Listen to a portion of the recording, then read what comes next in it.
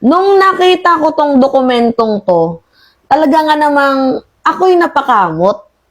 Isko, ano ba talaga yung totoo mong trip sa buhay? Nakikita nyo dyan sa dokumento, sale of patrimonial properties. Yan ba talaga yung hilig mo? Ang magbenta? By the way mga minamahal, pag-usapan natin. Itong pagbebenta niya nga po sa City College of Manila.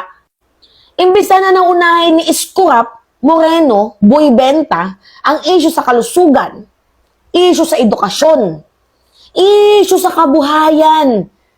Inuuna pang magbenta? Yan ba talaga yung trip mo sa buhay? Hindi mo man lang nakikita yung sacrifices ng mga student. Hindi mo man lang nakikita yung hardship, yung hard work na ginagawa ng mga estudyante. Hindi ba yung nakikita ng mga mata mo, Buybenta Iskurap Moreno? Inuna mo pa yung transaksyon kaysa sa mamamayang Pilipino. Kawawa yung mga taga-Manileño sa'yo.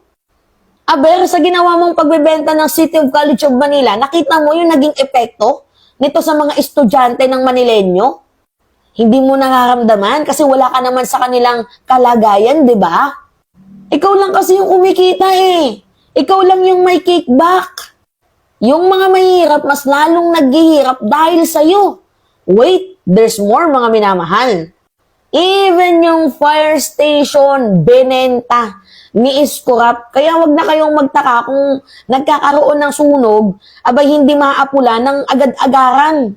Dahil nung panahon ni Iskurap, mga minamahal, benenta niya yung fire station. Kaya hirap na hirap ngayon si Mayor Lacuna eh, dahil ang daming problemang iniwan ni Iskurap sa mga Manileño.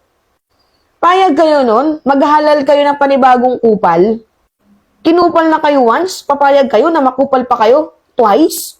Aba, mga Manileño, isip-isip din pag may time.